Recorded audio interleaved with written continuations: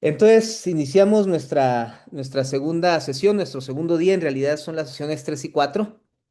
Eh, Brevísimamente, la vez pasada hemos andado en una reflexión sobre la naturaleza de la iglesia que es ecuménica, ¿no? Y esto creo que ha quedado bastante claro, está bastante claro en el foro, solo quisiera redondear una idea, ¿no? O sea, la naturaleza ecuménica de la iglesia tiene, digamos, en dos vertientes, la ontológica y la metodológica.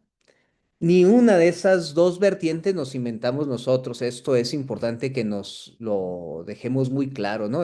Las dos las hemos recibido directamente de Cristo. Cuando decimos que Cristo muestra el hombre al propio hombre, lo decimos también en esta dimensión. O sea, también en la dimensión de que el hombre no se puede entender a sí mismo sino dentro de una historicidad y con unas formas de comportarse. Es bellísimo esto, porque también metodológicamente Cristo nos enseña, o sea, Cristo nos enseñó desde el inicio lo que no han podido enseñarnos ni las más altas sociedades, o sea, que es esta naturaleza ecuménica. Este nivel comunitario no existe en el mundo en ninguna otra realidad que no sea la iglesia. Y esto es impresionante. Un día escuché, hace mucho tiempo, yo era todavía un joven adolescente, tendría unos 17 años yo creo, y filmaba eventos sociales, me dedicaba a la fotografía y la videofilmación con mi papá.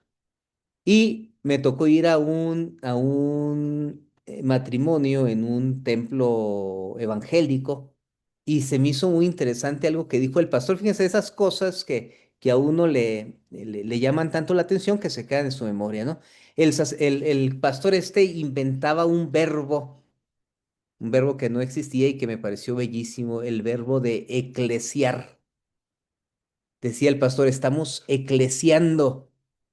Oye, yo dije, esto pasa en mi parroquia estamos eclesiando, o sea, es una actividad natural de los que somos iglesia, de hacer iglesia, ¿no? Y esto nos constituye, o sea, no nos lo inventamos, pues, para decir, no es que nosotros nos inventamos que el cristianismo tiene que entrar en diálogo, porque, no, no, no, esto está desde el inicio, desde el inicio. A nadie se le negó desde el inicio el diálogo. Incluso se utilizaron formas creativas, sumamente creativas, para entrar en diálogo. A ver, atenienses, veo que ustedes son muy religiosos.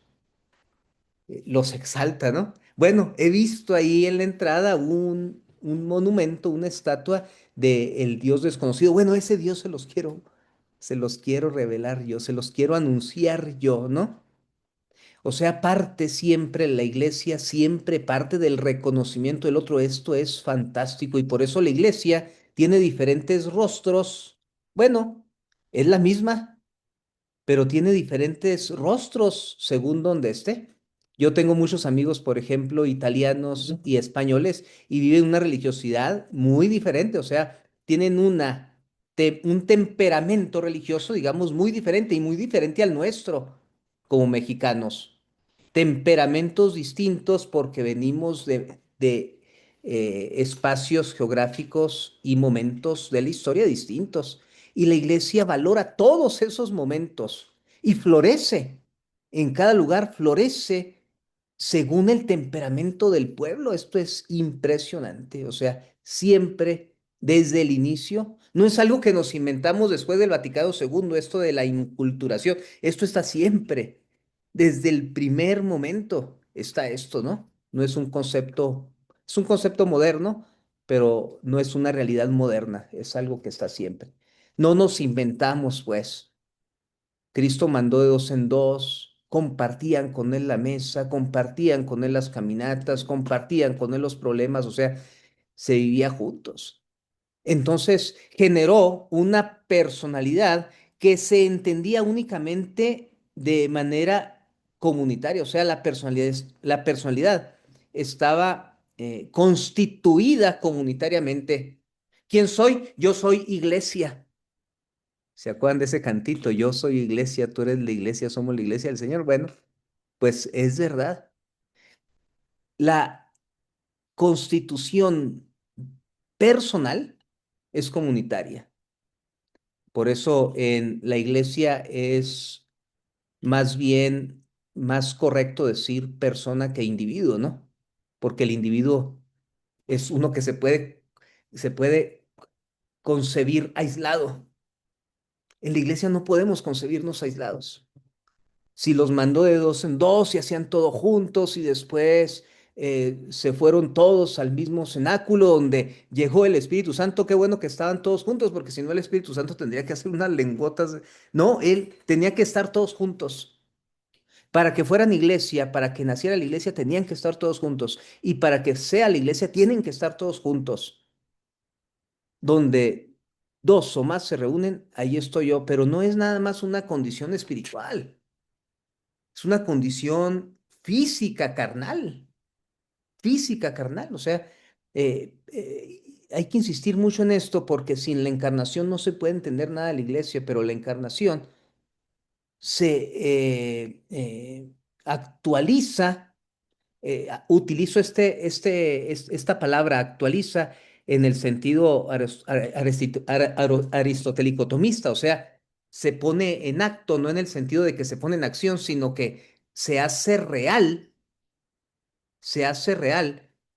eh, por eh, o sea, el acto hace real la forma, digamos, mejor para decir esto. O sea, hay una idea, digamos, la idea iglesia. Bueno, la idea iglesia solamente es real históricamente.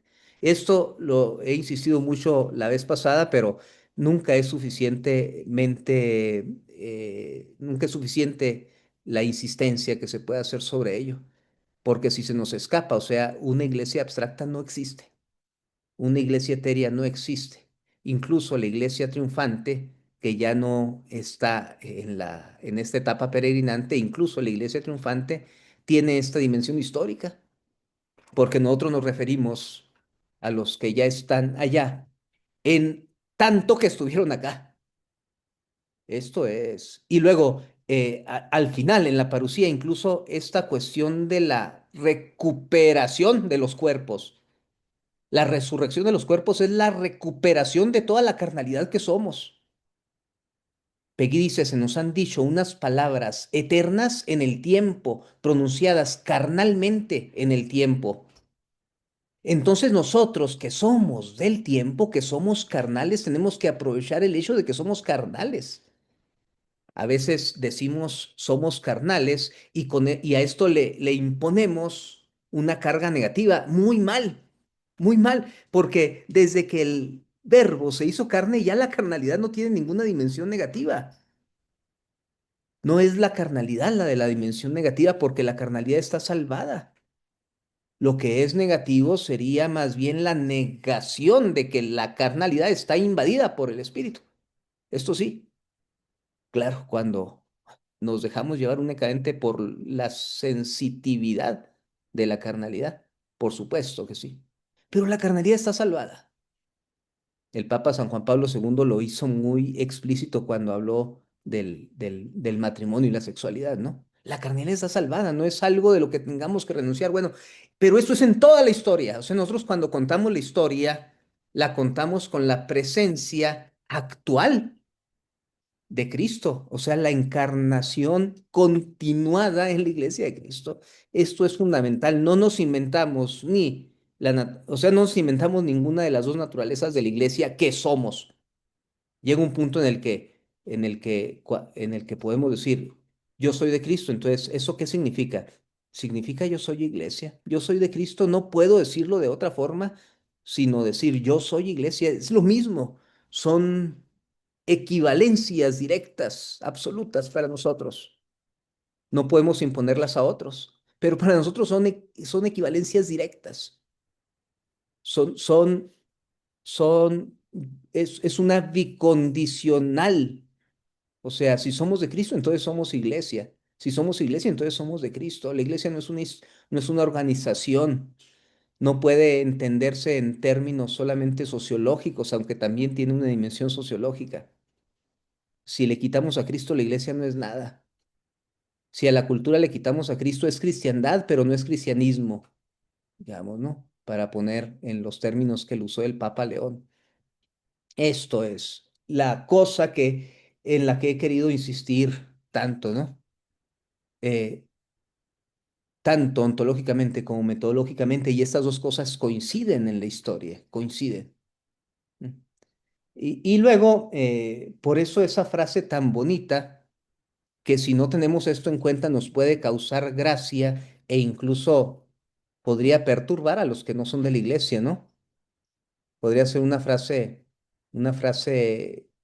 que sirve de arma para atacar a esta verdad, ¿no? ¿Cuál es la frase esta que dijeron los apóstoles al finalizar el concilio de Jerusalén? ¿No? El Espíritu Santo y nosotros. Es decir, es en esta unidad donde está. Y por esta unidad, con todas nuestras fallas, podemos confiar que está. Por eso estas frases que pueden ser usadas excesivamente y que por tanto pueden ser criticables, pero que son verdaderas en el fondo. El que obedece no se equivoca. Bellísimo, ¿no? Pero hay que tener cuidado, claro. Hay que tener cuidado, no usarla excesivamente, no quitarle, o sea, esto no significa que la persona tenga que renunciar a sí misma, ¿no? En nada, en nada, en nada, en nada.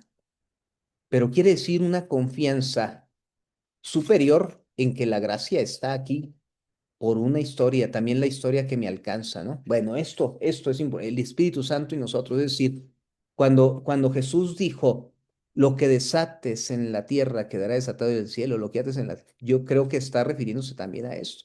Digo, yo creo, yo creo porque lo creo evidentemente, pero no soy solo yo, ¿no? O sea, no me estoy inventando esto. Normalmente lo utilizamos para el sacramento de la confesión o para la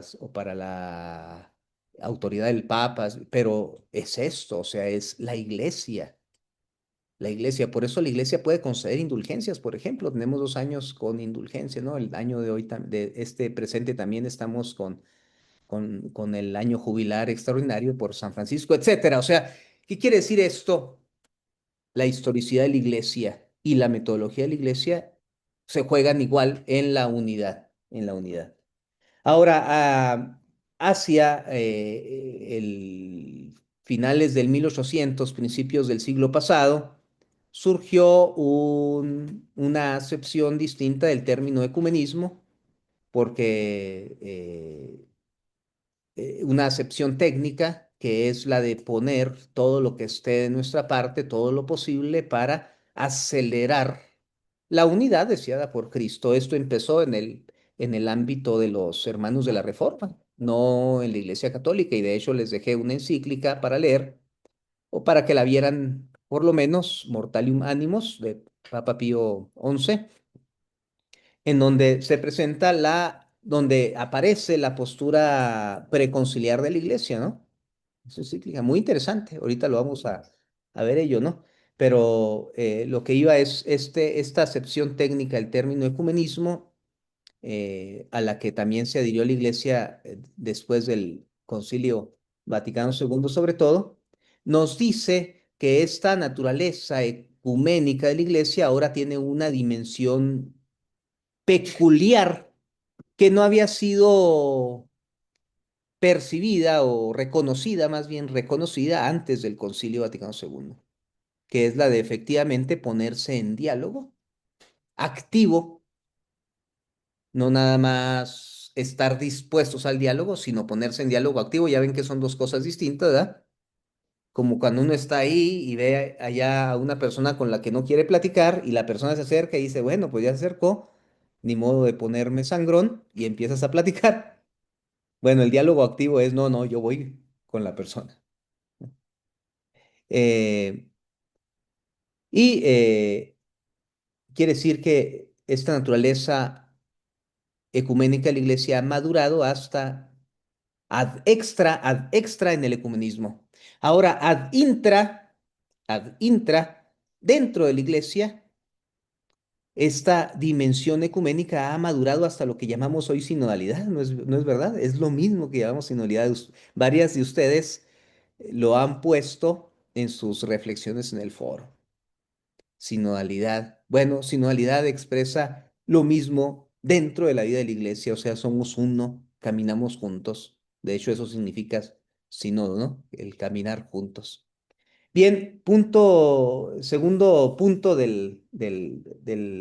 la sesión, quisiera recuperar algunas cosas del foro. Bueno, primero les quiero decir que estoy muy contento con sus participaciones en el foro. Muchas gracias por tomárselo así en serio y por generar ese diálogo que se ha generado. Miren, faltaron todavía de sus segundas participaciones. Entonces, lo que les quiero pedir es que estas segundas participaciones no se pasen nunca del jueves porque me meten en problemas para calificar. O sea, porque voy así. Entonces, si de repente se me mete una participación que no estaba antes, yo no sé cómo buscarla, se me dificulta. Entonces, traten por favor de hacerlas hasta el jueves, ¿no? Les he calificado, ya hice la entrega. Les he calificado como dije que iba a calificar, o sea, la primera participación hasta un 80 y luego las otras dos, con las otras dos se alcanza el 100. Bien, primero el reconocimiento y ahí hay muchas respuestas muy bellas, o sea, también hay cosas que no se dijeron explícitamente en la clase y están ahí, ¿no? Lo cual valoro muchísimo. Y yo me voy únicamente a las preguntas, a algunas preguntas, no todas las preguntas, pero algunas preguntas que quisiera comentar, ¿no? Yo creo que no me va a dar tiempo de todas, pero y lo voy a hacer así en orden como las apunté. Entonces, ahí disculpen si no menciono todas, ¿no? Pero, por ejemplo, hay varias que ponen la problemática de cómo dialogar sin perder la identidad de mi fe, ¿no? Sí, esta es una pregunta muy, muy interesante, ¿sí? Pero fíjense que esta pregunta da por sentado que conservar la identidad de la fe implicaría una puesta en conflicto. ¿Se fijan? ¿Cómo dialogar sin perder la identidad de la fe? Pero ¿por qué tendría que perderse la identidad de la fe cuando uno dialoga? Entonces, atención, porque esta pregunta aparece en varias partes, da por sentado, estoy repitiendo, pero a veces vale la pena repetir, da por sentado que el diálogo implicaría la renuncia a lo que creo. El diálogo no implica la renuncia a lo que creo. De hecho, fíjense que es al revés. O sea, la persona capaz de dialogar en general, la más capaz de dialogar en general, es la que está más segura de lo que es.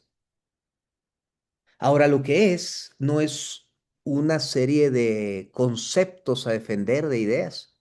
Es una experiencia, es algo distinto de eso, ¿no?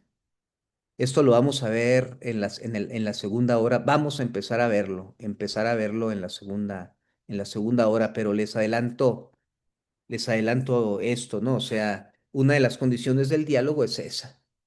Fíjense cómo las personas más capaces de dialogar son las que están más seguras de la fe. Les puse el ejemplo la vez pasada de estos tres amigos, el Papa Francisco, el imán y el rabino de Buenos Aires, ¿no?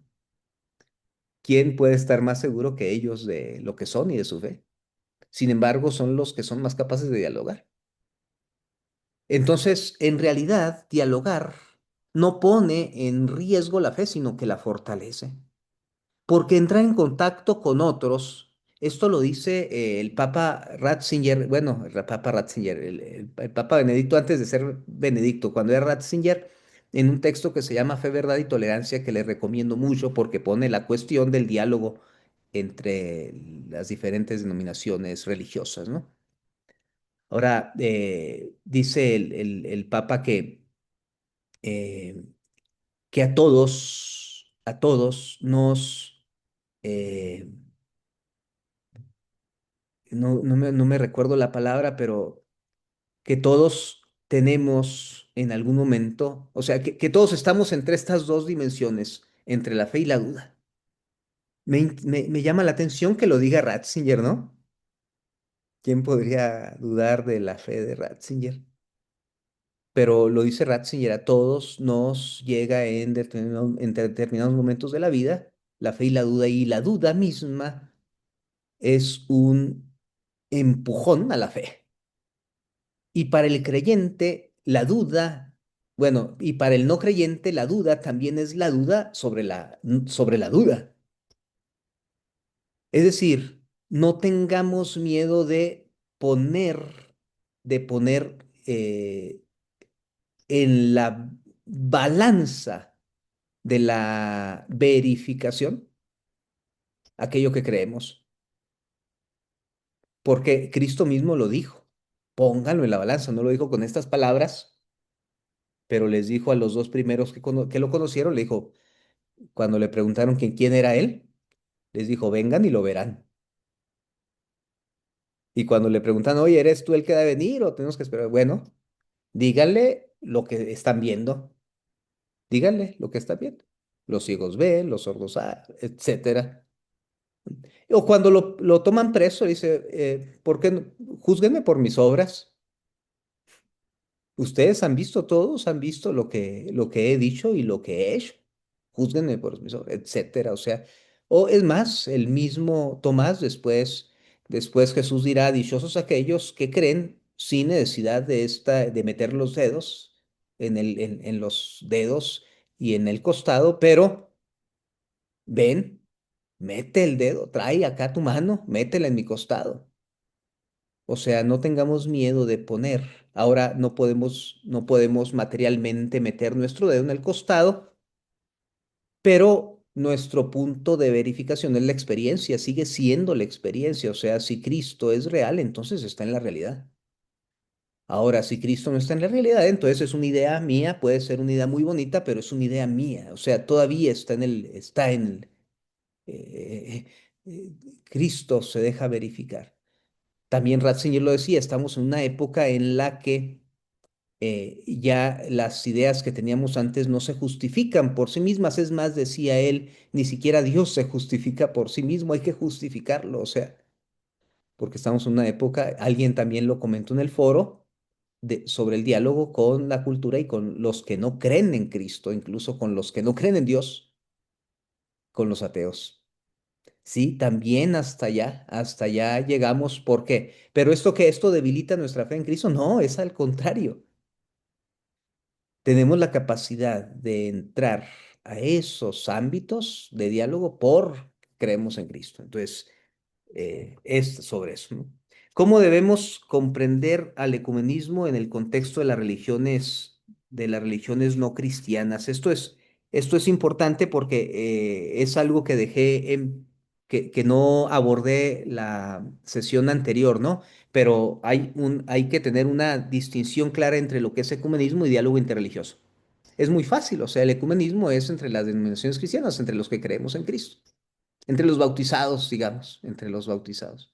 Mientras que el diálogo interreligioso es de, de la iglesia frente a todas las otras religiones monoteístas o no monoteístas, incluso frente a las religiones que son como se les suele llamar religiones sin Dios, ¿no? Como son las religiones orientales. Sí, sí. Entonces el diálogo interreligioso parte de una base más general.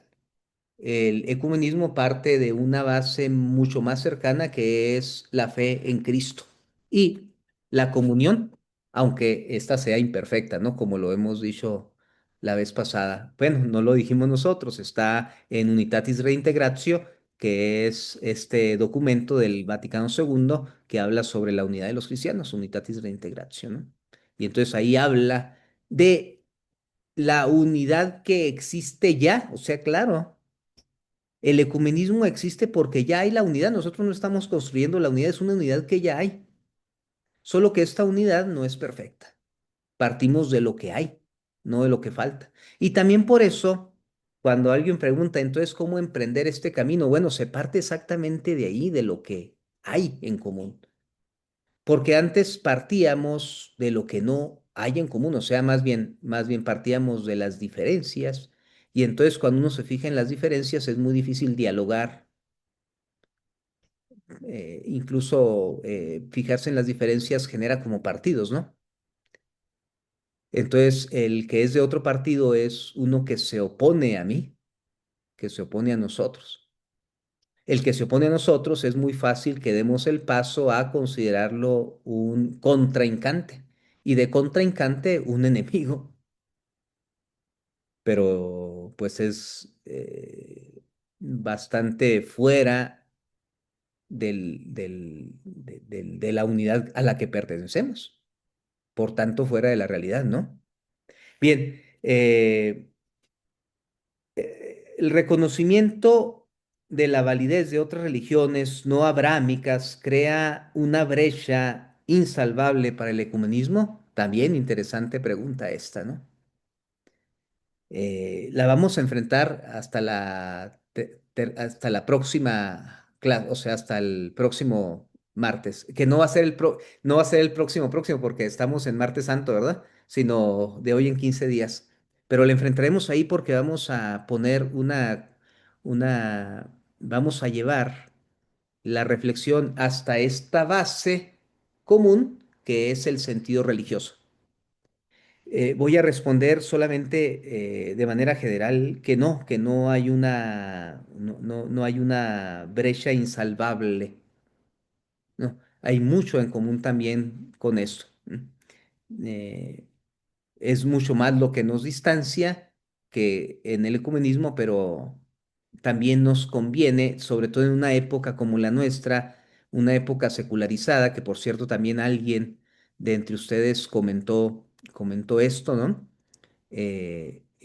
Una época en la que ya no nos interesa el diálogo, no tanto por las dificultades, sino porque estamos, incluso los religiosos, casi fuera del horizonte religioso, porque vivimos en un mundo secularizado. Esto es interesante, ¿no? Luego, sí hay alguien que habla de estos acuerdos que generan sinodalidad. Dos personas en sus respuestas hablaron de la sinodalidad, que es esto que les adelantaba yo ahorita en la introducción, ¿no?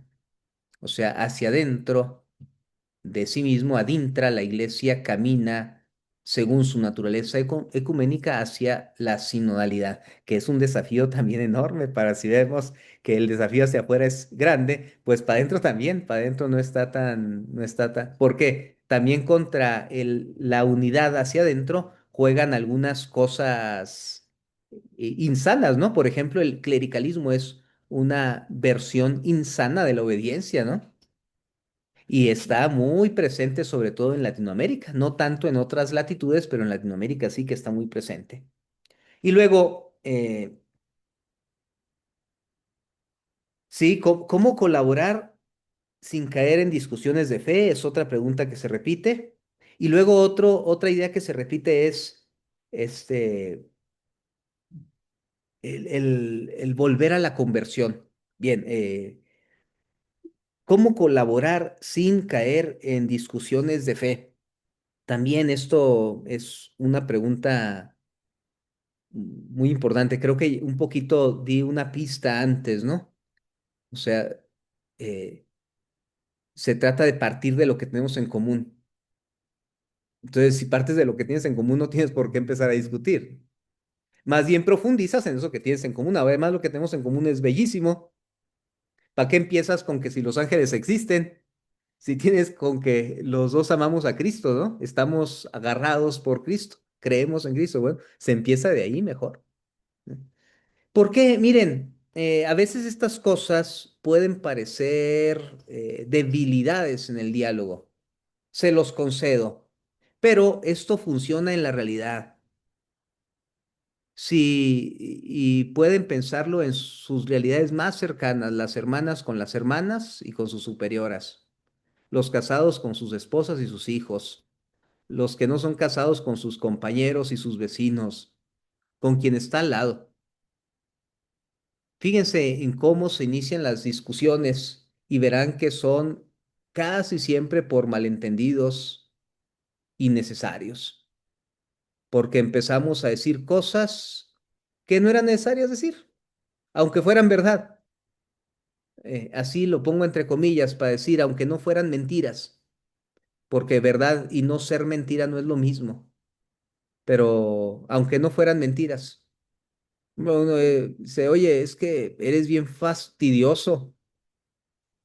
Pues, no es mentira, pero ¿para qué lo dices? ¿Ganas algo? ¿Entraste en contacto con esa persona por eso que dijiste? Entonces, hay cosas que vale la pena no decir, ¿no?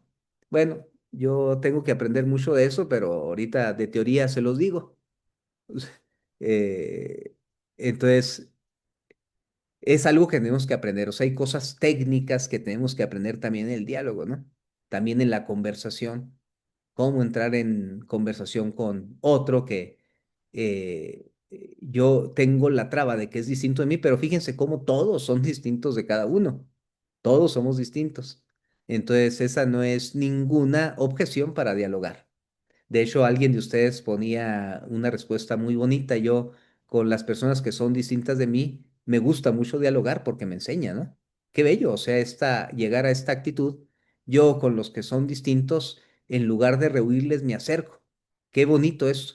Esto es una actitud que tenemos que, bueno, buscar, custodiar, cuidar, ¿no? Eh, Esta es muy interesante. Si ecumenismo es mirar a Cristo, ¿eso significa dejar de lado las tradiciones de la iglesia?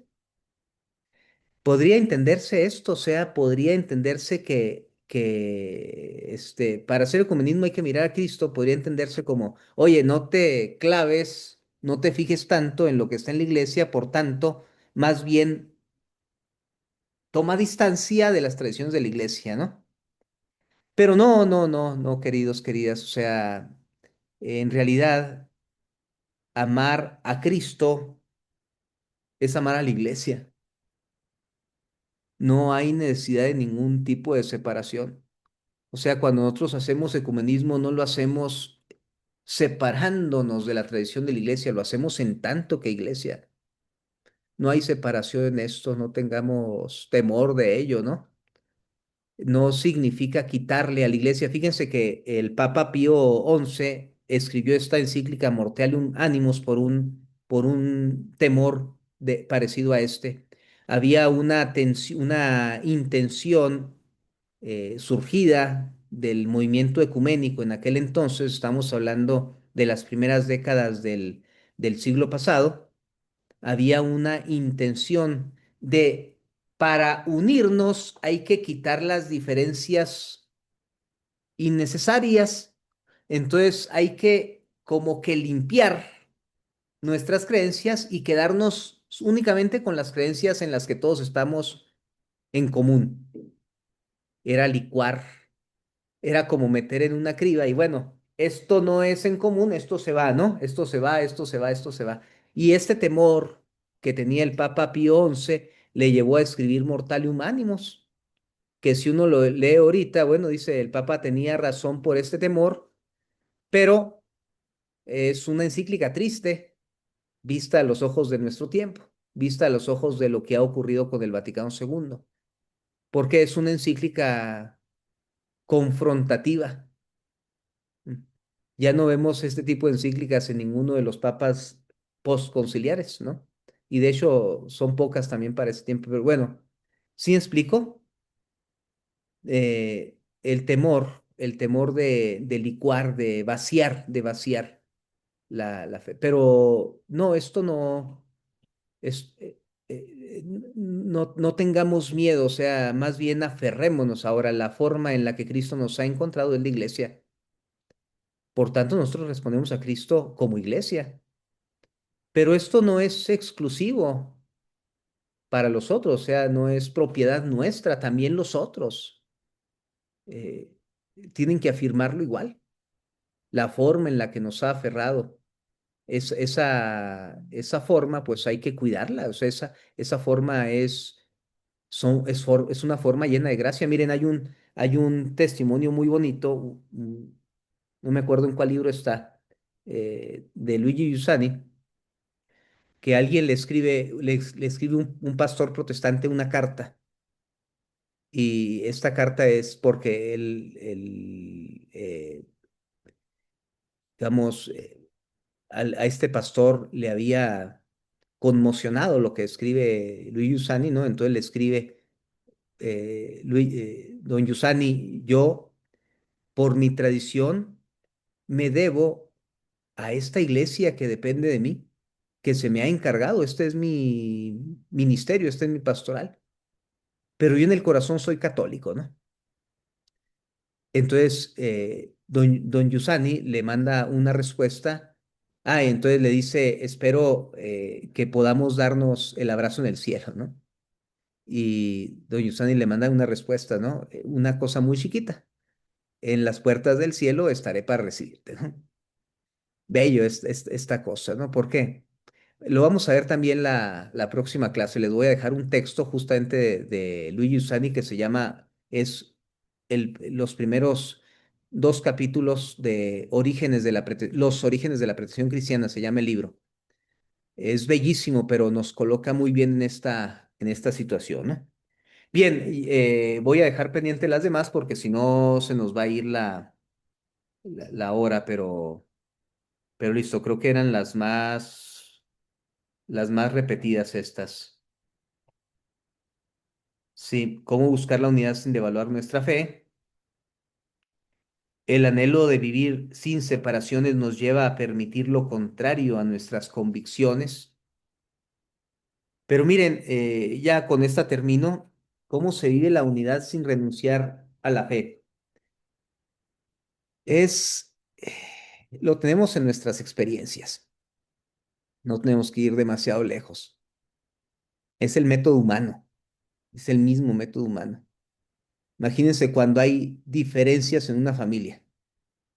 ¿Cómo se vive la unidad cuando hay diferencias en una familia?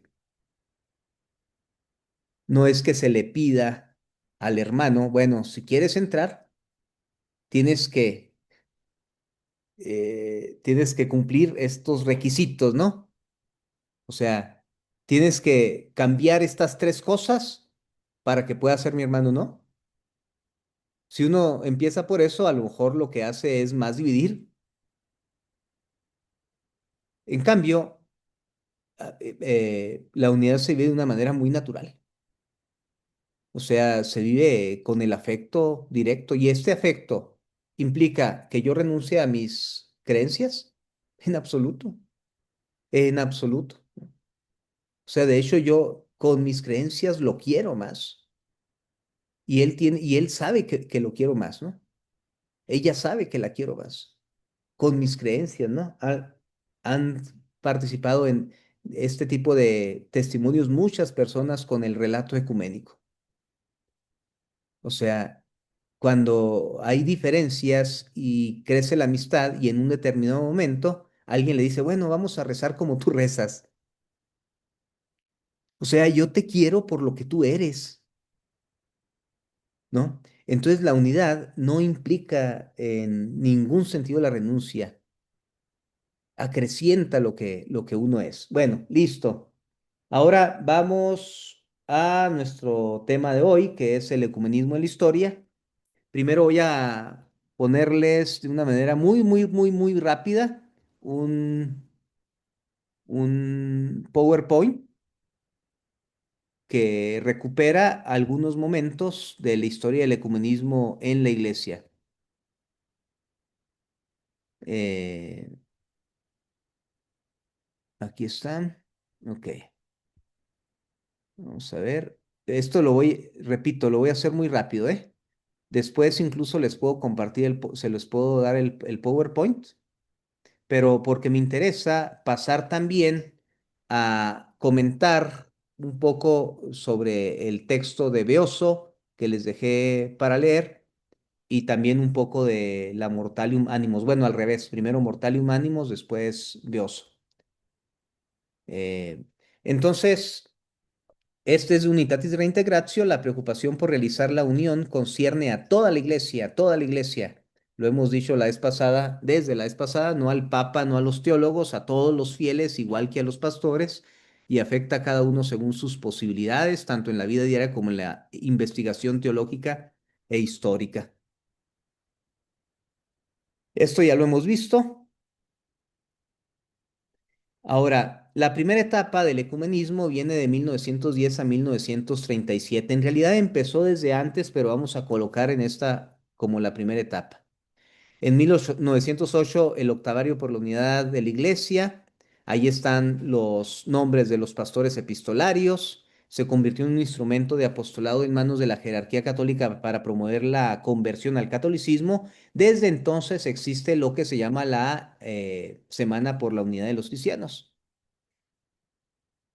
Después, en 1910, la Conferencia Misionera Mundial en Edimburgo, que es considerada el punto de partida del movimiento ecuménico.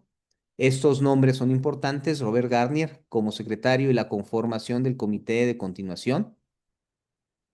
1914, una carta que envía al Papa Benedicto XV, que invita al Vaticano, perdón, el Papa Benedicto XV contestó que se consideraba a sí mismo como la fuente y la causa de la unidad de la Iglesia. En 1916, el mismo Papa, mediante el breve Romanorum Pontificium, concede indulgencia a quienes oren por la unidad de los cristianos durante el octavario.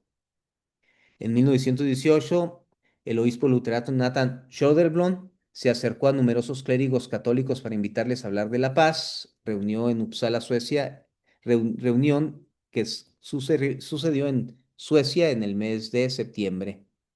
1919, una delegación de obispos episcopalianos se acercó a las diversas iglesias europeas. Al llegar a Roma los recibió Benedicto XV, quien les dijo que la única unidad posible se encontraba en su retorno a la Iglesia Católica. Ven cómo esta es la postura de la Iglesia, ¿no?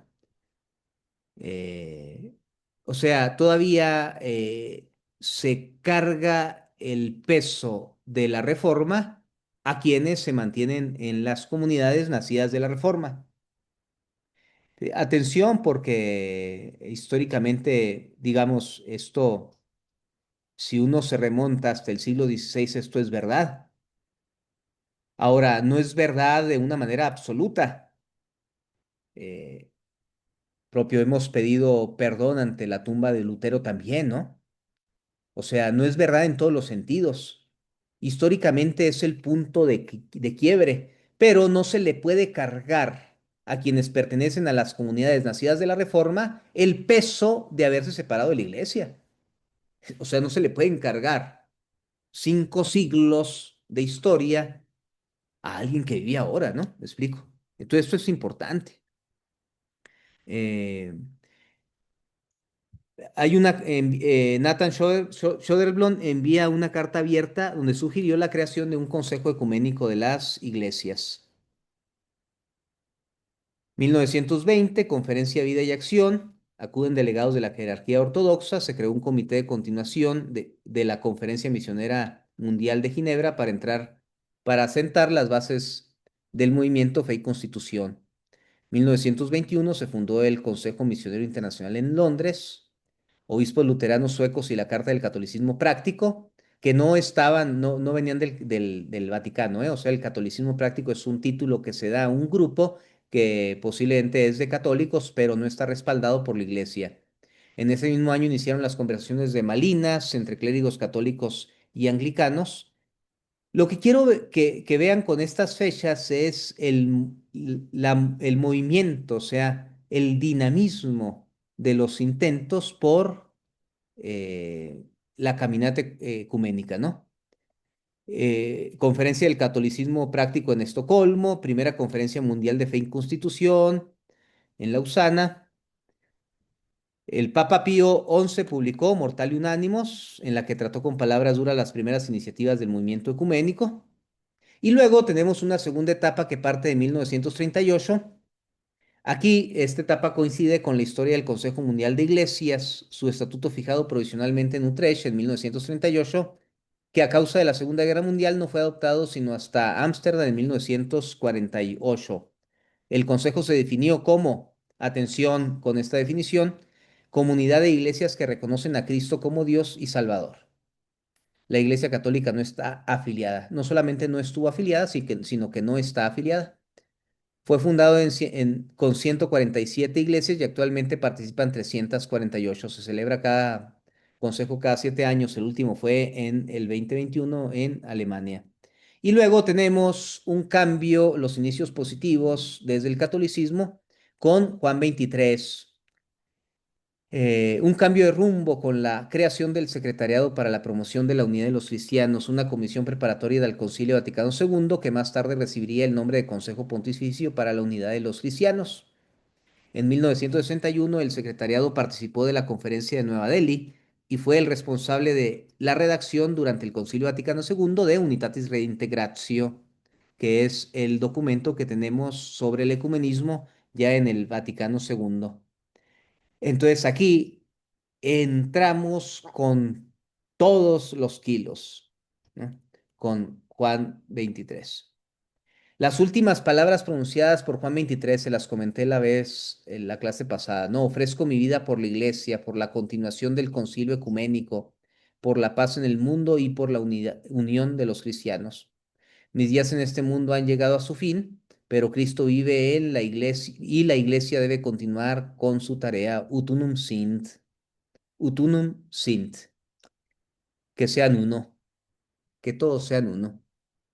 Eh, Les decía la fuerza de estas palabras la clase pasada, ¿no? Me parece muy relevante. O sea, las palabras del final son las palabras más importantes.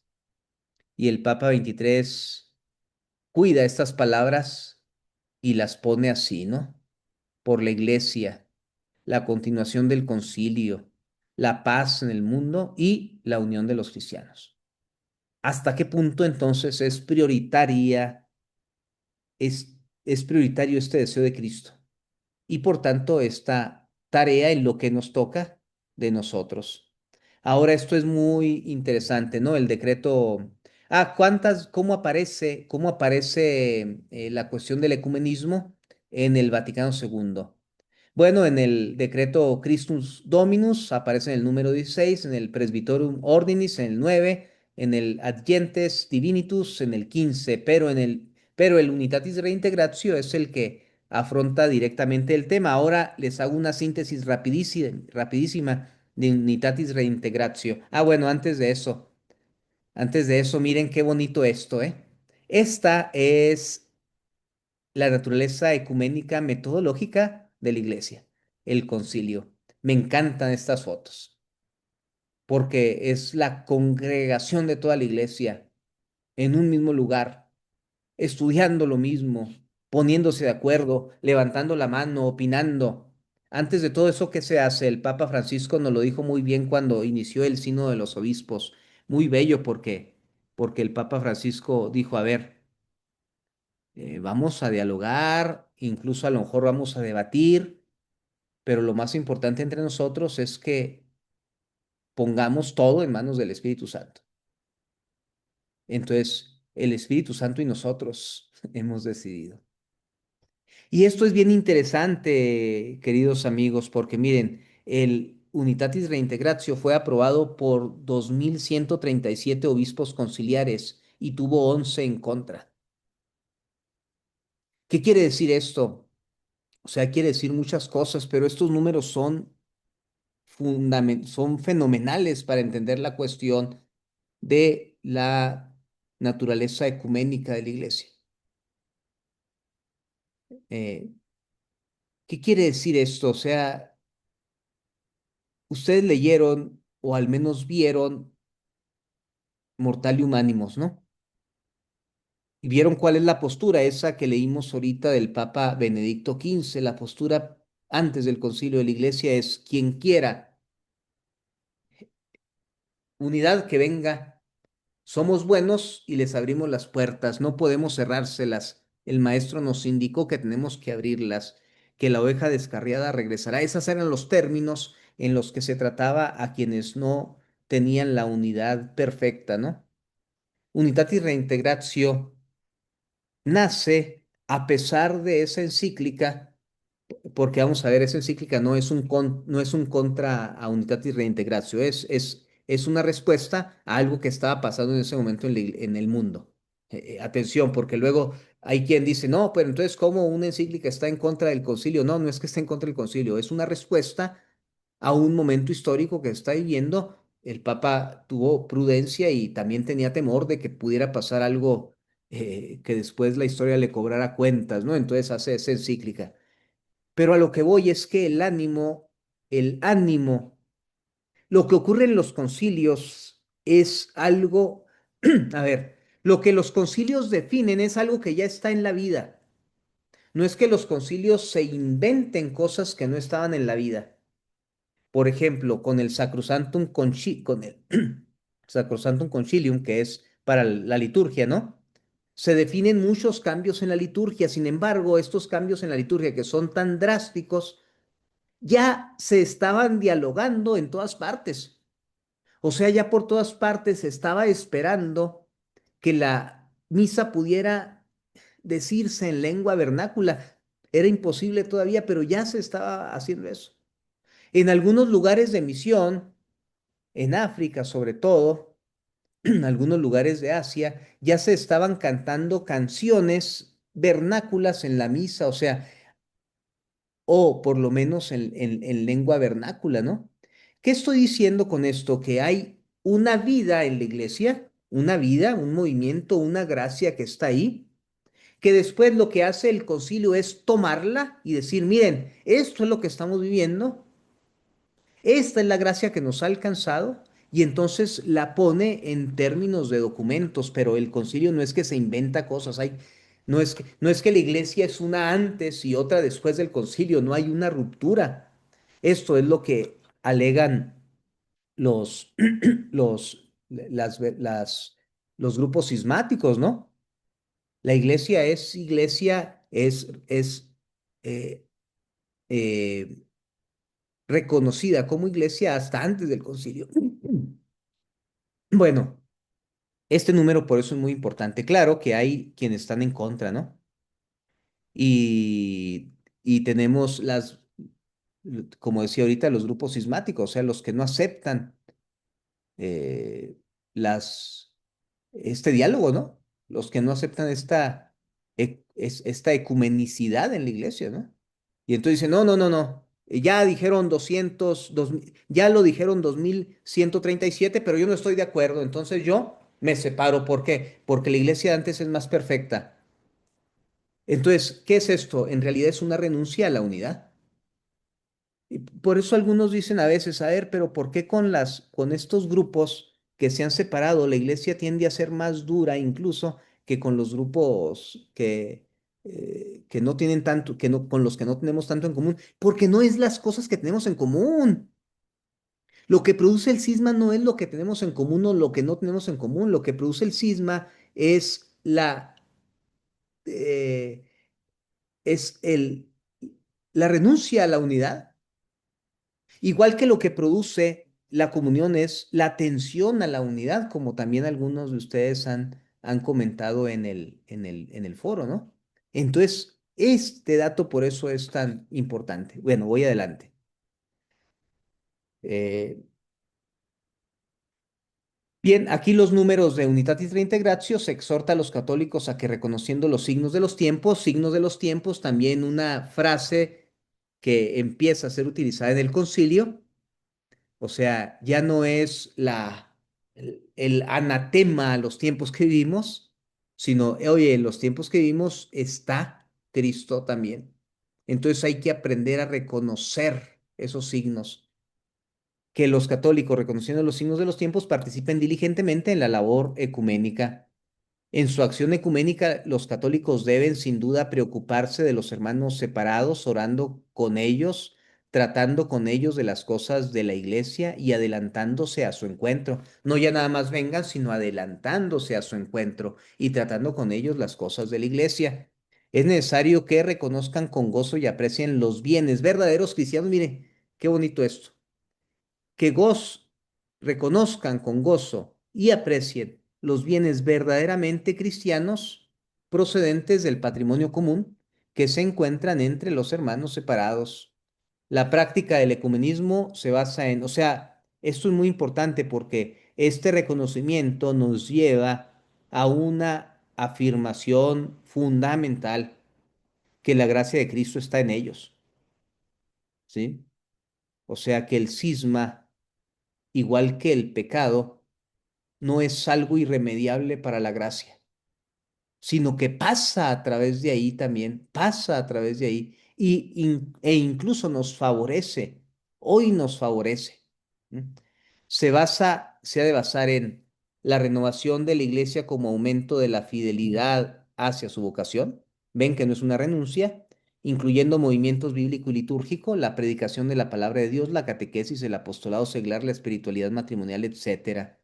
La conversión interior, cuando hablamos de conversión como el principal requisito, ¿no? Decimos, la conversión es la conversión hacia Cristo. También para decir sobre esto de renunciar, si voltear a ver a Cristo es renunciar a la iglesia, ¿no? Pues si Cristo está en la iglesia, ¿no? Es la afirmación, la oración unánime por la unidad, el conocimiento mutuo de las distintas iglesias con un mejor conocimiento de la doctrina, de la historia, de la vida espiritual y cultural y de la psicología religiosa de las otras iglesias, la formación ecumenista y una mejora en cuanto a la profundidad y exactitud en el lenguaje con que se expresa la doctrina de la fe, entre otros puntos. Bien, y luego unos datitos así rápidos de nada más Pablo VI y Juan Pablo II. Eh, 1964, bien interesante esto porque es el primer viaje de un papa fuera de Roma, ¿no? Y entonces, fuera de Italia, perdón. Y entonces, como resultado, en el 64 va, en el 65 hay una declaración conjunta Pablo VI y Atenágoras I, fíjense qué bonito que decidieron cancelar de la memoria de la iglesia la sentencia de excomunión que había sido pronunciada en ocasión del cisma de Oriente de 1054, o sea, una cancelación de más de 1000 años de excomunión. ¿Cómo se da esta cancelación? Con un abrazo, con un ir, con una visita y un abrazo. Casi así es sencillo, desde luego que no es tan sencillo, pero miren cómo se consigue esto. La comisión, en el 66, la Comisión de Fe y Constitución del Consejo Mundial de las Iglesias y el Secretario por la Unidad de los Cristianos de la Iglesia Católica decidieron preparar un texto conjunto para la semana de oración de cada año. Eh, Después tenemos esta foto fenomenal. Ahí no es tanto ecumenismo, sino diálogo interreligioso en general. El Papa Juan Pablo II, en su carta apostólica Tercio Milenio Adveniente, señaló la falta de unidad de los cristianos entre los pecados que exigen mayor compromiso de penitencia y de conversión. Ahí la tienen, para que no digan que es un invento de algunos tolerantes, ¿no? No es una cuestión de tolerancia. La falta de unidad está señalado entre los pecados que exigen mayor compromiso de penitencia y de conversión. Después, estas palabras de Jesús se convierten en una encíclica, Autunum Sint, son las mismas palabras que utilizó en su lecho de muerte el Papa Juan XXIII, Autunum Sint, ¿no? Es una carta, una encíclica fundamental para este tema del ecumenismo. 1999 se firmó la Declaración Conjunta sobre la Doctrina de la Justificación. El documento representó un paso importante para zanjar las divisiones entre luteranos y católicos que llevaban 482 años desde que en 1517 Lutero expuso sus 95 tesis. Ahora una frase, con esta cierro la presentación de Congar sobre los cristianos en diálogo, ¿no? Es una frase que para mí es central. Creemos lícito entablar hoy un diálogo del que el pasado cristiano no ofrece ningún precedente. Quiere decir que nació en este tiempo algo que no había existido. Quiere decir, bueno, no todo ha sido previsto en el pasado. La situación es en efecto inédita. En el mundo de las divisiones, que es casi tan antiguo como la iglesia, puesto que los apóstoles conocieron ya las primeras traiciones a la unidad, dice, en este mundo hay algo verdaderamente nuevo. Resulta muy difícil y tal vez imposible, sea imposible, pensar el ecumenismo con solo las categorías de la teología clásica. El ecumenismo es nuevo, o mejor aún, es un movimiento, algo que aún no está hecho, sino algo sin definir, perdón, pero que cada día va haciéndose y definiéndose.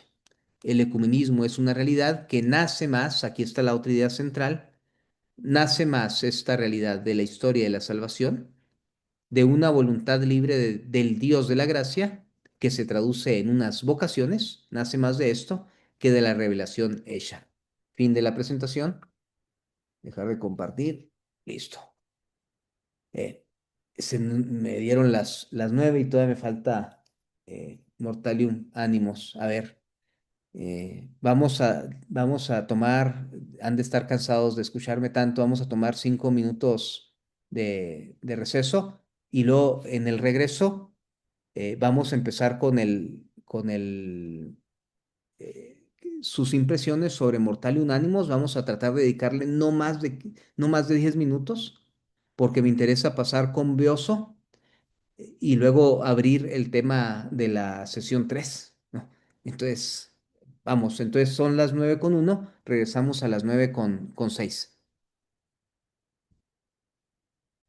Listo, Bien, entonces, ¿quién leyó Mortalium Animos? ¿Qué tienen que decir? ¿Qué les pareció?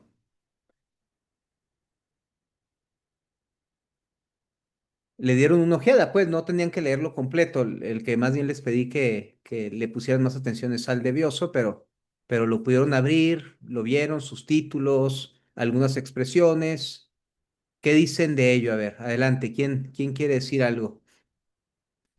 O también recapitulando esto que acabamos de pasar, esta historia rápida del ecumenismo, y eso que nos faltan Benedicto y Francisco y León, que son súper fecundos en el tema, pero como estos están más cerquita, estos los vivimos todos ya, por eso no los toqué, ¿no?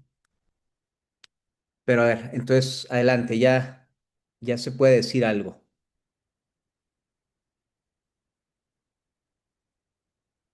Sí, Sandra, profe, adelante, Sandra.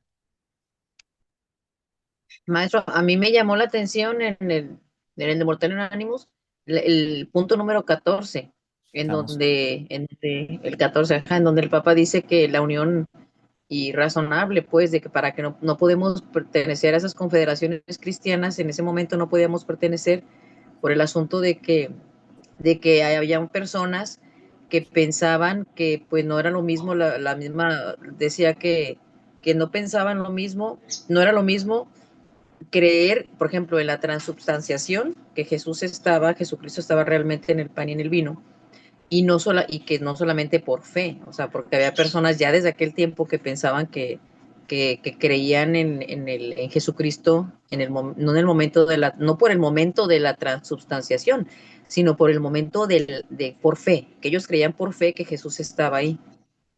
Y eso me llamó la atención a mí, pues, porque también en una clase que tuvimos en este mismo año, el padre nos decía que había personas que no creían en la Eucaristía, que no creían por el momento de la transubstanciación, sino que creían por el momento de la fe. Sí, sí. Por fe creían que estaba ahí. Y entonces yo eso no lo había visto escrito, yo nomás se lo escuché a él, pero no Sí, sabía en dónde estaba escrito. Y aquí está. Eso a mí me llamó mucho, me impactó, sí, ¿verdad? Me sí, gustó. claro, claro.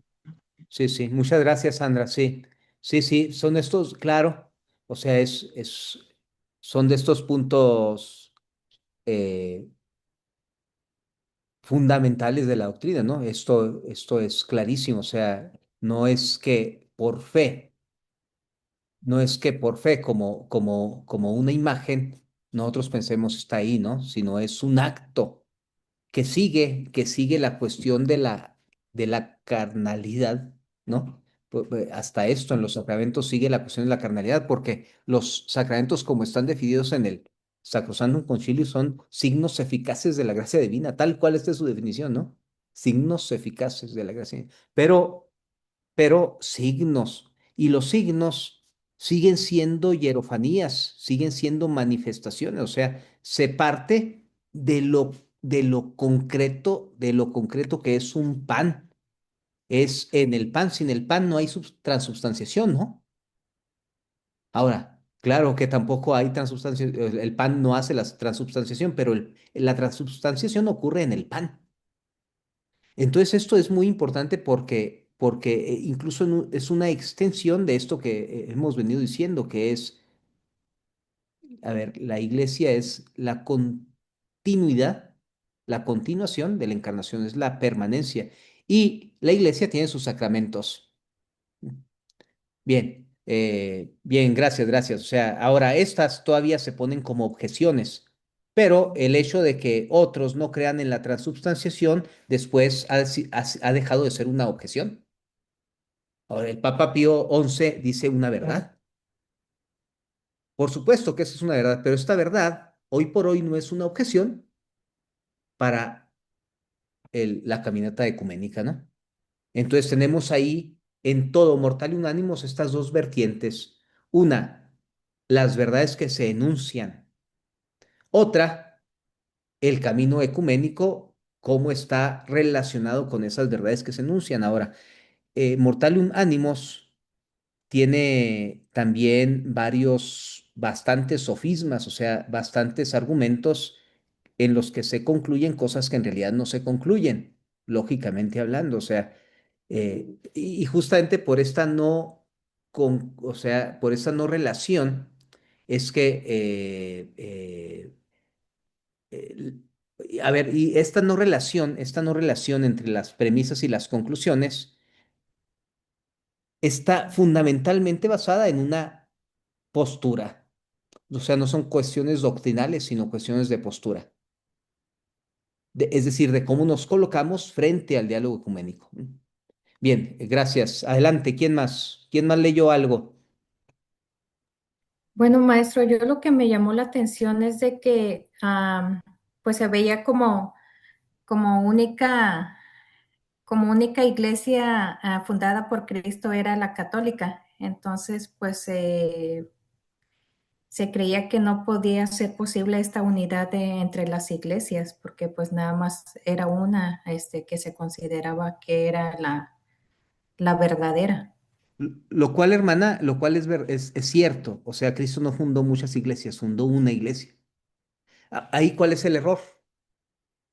El error no está en afirmar que hay una sola iglesia. El error está en excluir a las otras denominaciones cristianas que se han separado por cismas de la iglesia, excluir de la iglesia. Por eso ahora el Concilio Vaticano II ha afinado la mirada y ha dicho, somos iglesia con todas estas otras denominaciones. No es que haya muchas iglesias, somos una sola iglesia, solamente que participamos de una unidad imperfecta. Y esta es la cuestión, ¿no? Pero claro, este enfoque, eh, esta variación de enfoque es lo que permite o no permite el diálogo ecuménico, ¿no? Entonces, ¿está diciendo una mentira? No, no está diciendo una mentira. Es verdad que hay una sola iglesia, pero no estaba todavía el reconocimiento de la gracia de Cristo en las otras denominaciones cristianas, que también son iglesia, porque participan igual que nosotros del bautismo, solamente que no viven en unidad perfecta, ¿no? No creo que estas... Exactamente. Ujú. Y es por eso que, pues, como dice usted, se cierra el diálogo ecuménico, porque pues cada quien va a defender ciertos puntos y pues se llega a entender, ¿verdad? Eso de que no es posible. Pero como dice usted, pues si salieron de esa iglesia verdadera, pues es una sola iglesia, es un solo Dios. Sí, muchas gracias, hermana. Hermana Margarita, adelante, por favor. Algo muy rápido que ya lo remarcaba usted desde hace rato. Creo que a mí en general se me hace un documento extremadamente cerrado, y creo que es muy tajante hasta cierto punto, ¿no? Y también pues ya lo decía usted que era en cuestión también de las diferentes situaciones que se estaban dando también en el momento, pues era como para ir protegiendo un poquito, ¿no? Sin embargo, yo considero que sí está, o sea, es muy tajante al decir que las demás o los demás no, pues no cuentan, ¿no? Y en general sí se me hace así como un poquito hasta como agresivo, ¿no? Con respecto a la unidad.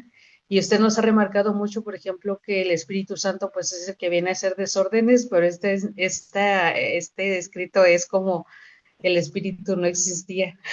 Gracias. Gracias, hermana. Bueno, mire, sí, tenemos que posicionarnos en el tiempo, ¿no? O sea, entender el escrito en el tiempo, porque si no vamos a terminar condenando al Papa Pío XI. Pero en el tiempo del Papa Pío XI se hablaba así. Hasta el Vaticano II, todos los anteriores concilios todavía lanzaban anatemas, ¿no? Y los que tal y tal sean anatema. Y estos otros también sean anatema. Y si a alguien se le ocurre, también sea anatema. Y si lee un libro prohibido, sea anatema. Y se la pasaban en anatemas. Era un estilo, una forma de defender la verdad propia de ciertos tiempos. No es la mejor. Hoy sabemos que no es la mejor, ¿no? También a nosotros nos juzgará el tiempo después. Va a decir, a lo mejor tendremos nuestras cosas, sí, pero hoy por hoy vemos que el camino que nos ha mostrado la iglesia, eh, renunciando a las anatemas, es más verdadero. O sea que es más verdadero el abrazo que la espada, ¿no? Es más cierto este desarme de las palabras de las que habló el Papa León apenas ahora en enero. Bellísimo discurso del Papa León, ¿no? O sea, hay que desarmar las palabras. Interesantísimo es desarmar las palabras. O sea, porque las palabras a veces pueden tener el peso de la espada. Entonces hay que desarmarlas para entrar en diálogo. Una paz desarmada y desarmante. Usa estas expresiones. Bellísimo, ¿no? Bueno, había otra mano, pero ya no la veo. Sí, soy yo, profe. Sí, adelante, Martín. Gracias. Me llama la atención precisamente de que todavía en ese documento sigue latente el axioma que decía, ¿no? Fuera de la iglesia no hay salvación.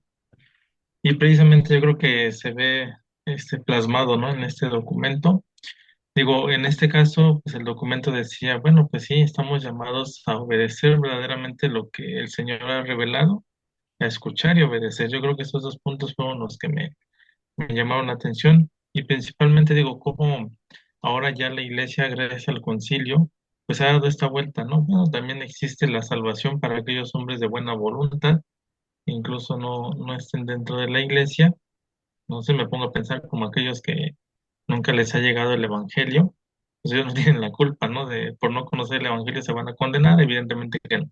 Entonces también como que sí existe esta apertura y se ve el cambio, ¿no? De paradigmas que ya la iglesia va perfeccionando con la luz del Espíritu Santo. Muchas gracias, Martín, muchas gracias. Sí, también es una verdad que tiene que entenderse. O sea, lo que pasa es que las verdades no es que estemos regateando con las verdades que hemos sabido siempre, ¿eh? Hay que tener cuidado con eso. No es que no es que antes era verdad y ahora no es verdad, no.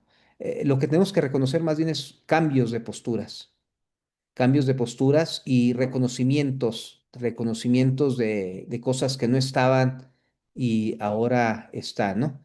Esto de que fuera de la iglesia no hay salvación también está en las encíclicas posteriores al Vaticano II, como en Christus Dominus.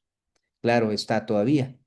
Eh, pero la interpretación es distinta.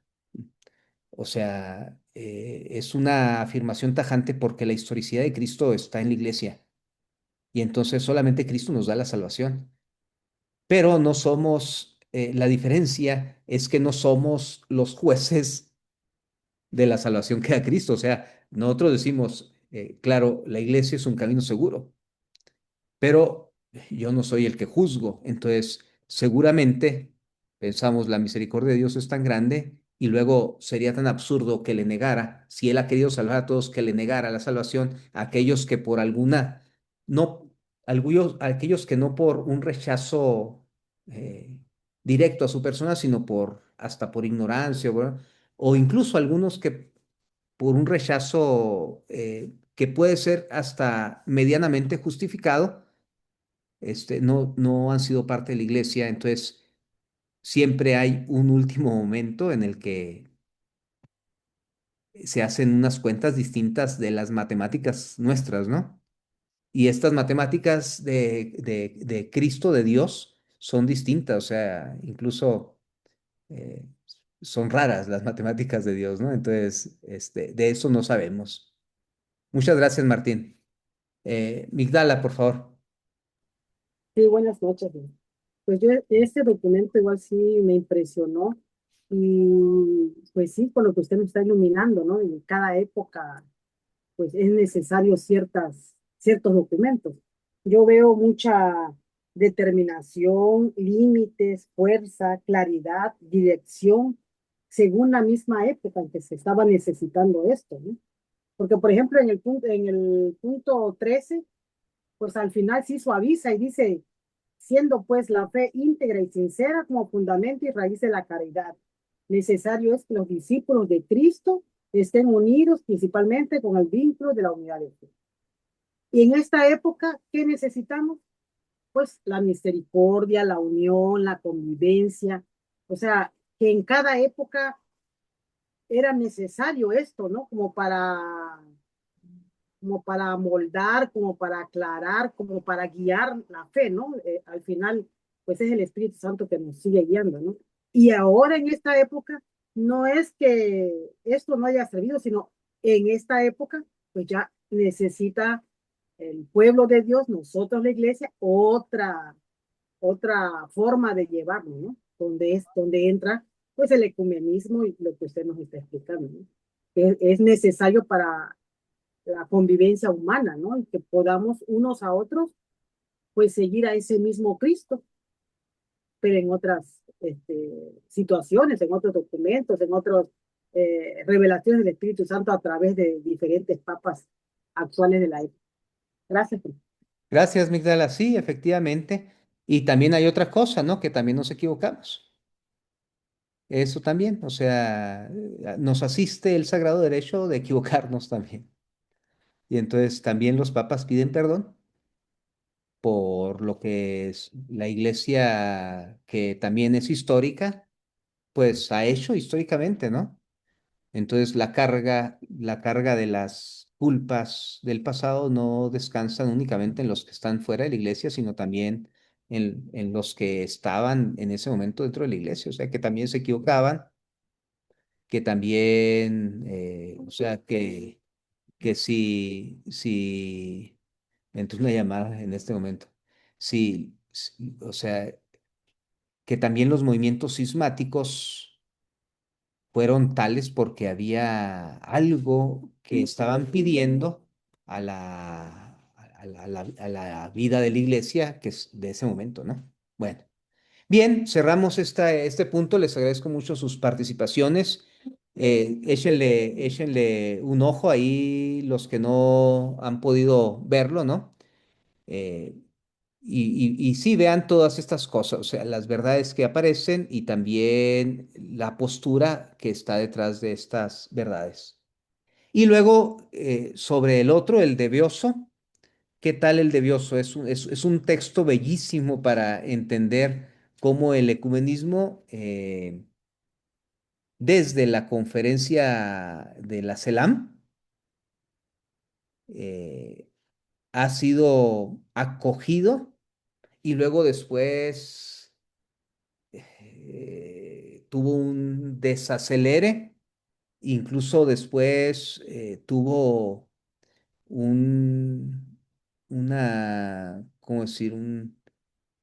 Eh, bueno, un alejamiento, ¿no? No solo un desacelere, sino un alejamiento, puso en tela de juicio que pudiera ser posible en Latinoamérica. De lo tengo aquí yo subrayado, voy a compartir pantalla rápidamente, nada más para ver de una manera muy, muy rápida algunos subrayados, ¿no? Si bien cada uno de ustedes lo tiene y cada uno de ustedes tiene sus subrayados, pero así para una lectura conjunta rápida. A ver, compartir. Aquí está. ¿Lo ven? Sí lo ven, ¿no?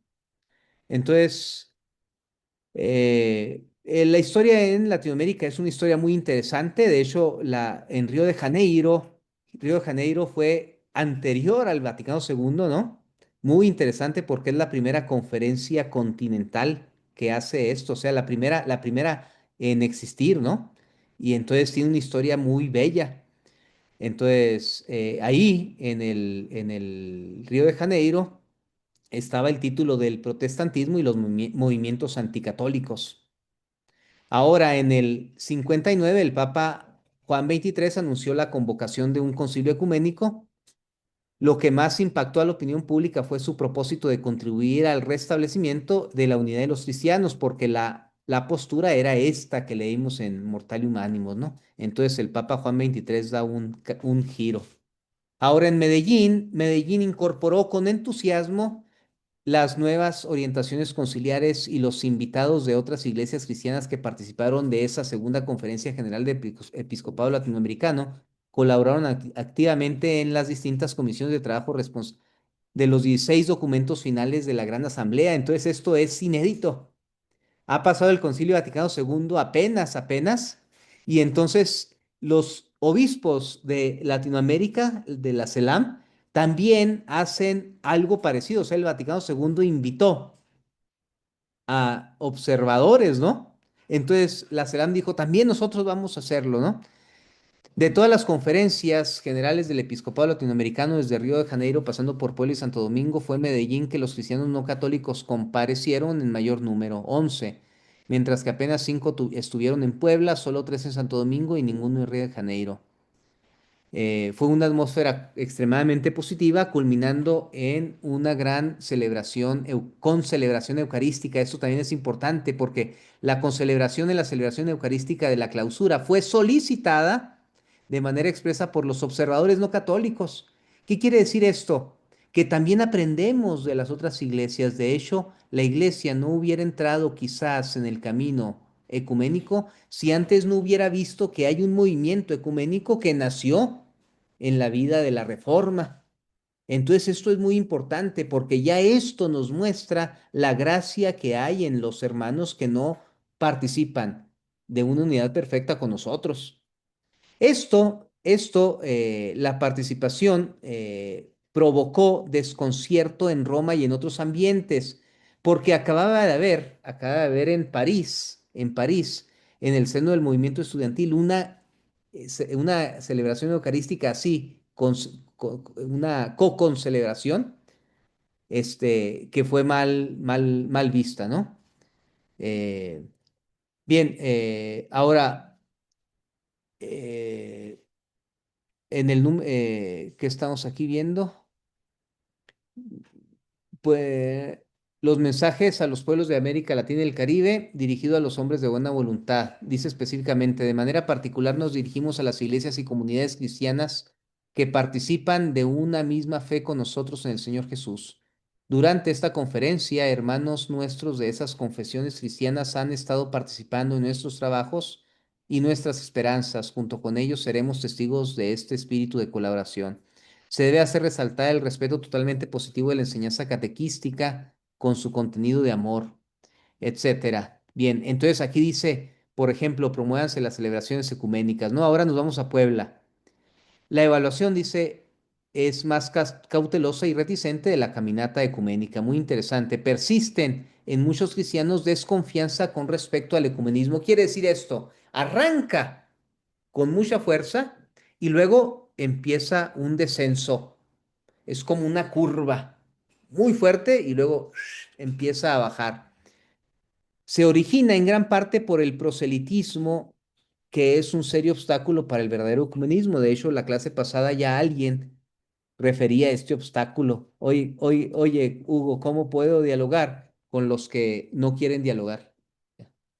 Con los que no quieren. Y entonces, ¿por qué el proselitismo? Pues nos mete en una actitud a- eh, apologética, ¿no? Entonces, una actitud de confrontación. De hecho, muchas veces hemos escuchado, o más bien nació también en América Latina, un movimiento que respondía a esa confrontación. O sea, si hermanos de diferentes movimientos que nosotros les llamamos mal llamadas sectas, ¿no? Porque después vemos por qué, ¿no? Pero si ellos dicen, es que yo cuando era católico era un bebedor y maltrataba a mi mujer y quién sabe qué, entonces hay una una respuesta también de algunos católicos que se van a pelear por las razones de los textos bíblicos que se interpretan de manera, bueno, o sea, un movimiento confrontativo, ¿no? Quiere decir, pues, que ya para Puebla ya hay esta reticencia, ¿no? En Santo Domingo, dice Bioso, le expresé mi preocupación por el área del ecumenismo en la quinta conferencia. Esto lo voy a leer porque es muy interesante. Es una carta que Beoso manda a don Geraldo Mayella, no sé, creo que es así, Mayella Ángelo, el obispo de Salvador de Bahía, en Brasil, ¿no? Que era porque estaban organizando Santo Domingo. Entonces dice, en la conferencia, este es un diagnóstico que hacía él en ese entonces, ¿no? En la conferencia de Medellín hubo 11 observadores de otras iglesias cristianas, en Santo Domingo apenas 3, y en un cierto momento decidieron que abandonarían la conferencia. Fueron necesarias largas conversaciones para disuadirlos de esta acción que traería enormes perjuicios para las relaciones entre nuestras iglesias. Puedo hablar del sentimiento de aquellas personas, entre ellas el arzobispo anglicano de Santo Domingo, pues participé en aquellas conversaciones. En Puebla, Juan Pablo II, en su discurso inaugural, destacó la presencia de los observadores de otras iglesias cristianas. En Santo Domingo debe haber habido descuido o un lapsus en la preparación de su discurso inaugural. En él, el Papa ni menciona ni saluda a los observadores de las iglesias cristianas invitados por él, y ahí estaban ahí presentes, ¿no? Para grabar el descuido, un largo párrafo del discurso, el 12, fue consagrado a los lobos voraces identificados con las sectas que amenazaban el rebaño católico. Este párrafo causó mucho desconsuelo entre los observadores, agravado por la tensión de la comisión encargada de tratar del ecumenismo. Esta terminó escindiéndose en dos, una que atendió su temática y otra que trató de las sectas, bueno, etcétera, como pueden ver, ¿no? Benedicto XVI en su primer discurso del 20 de abril del 2005 a los cardenales electores enfatizó con plena conciencia en el inicio de su ministerio en la iglesia de Roma, en la cual Pedro derramó su sangre, el actual sucesor asume como compromiso primario, fíjense otra vez en las palabras, compromiso primario, el de trabajar sin escatimar energías en la reconstrucción de la plena y visible unidad de todos los seguidores de Cristo. Esta es su ambición, este es su impelente deber. Él está consciente de que para esto no son suficientes las manifestaciones de buenos sentimientos. Son necesarios gestos concretos que entren en los corazones y despierten las conciencias, moviendo a cada uno a aquella conversión interior que es presupuesto de cualquier progreso por el camino del ecumenismo. Bien, o sea, son palabras interesantísimas. No me va a pasar. Hay mucho, por favor, léanlo, pero quiero irme a, al testimonio de los participantes, de los observadores no católicos que está aquí, mire. Eh, eh, Son estos eran los observadores. Bien, ahí, ¿no? Eh, Fíjense, había uno, bueno, ahora estos también, sobre la experiencia y la convivencia, el pastor, eh, a ver, vamos a ver, porque se me olvida, pero hay unos que fueron,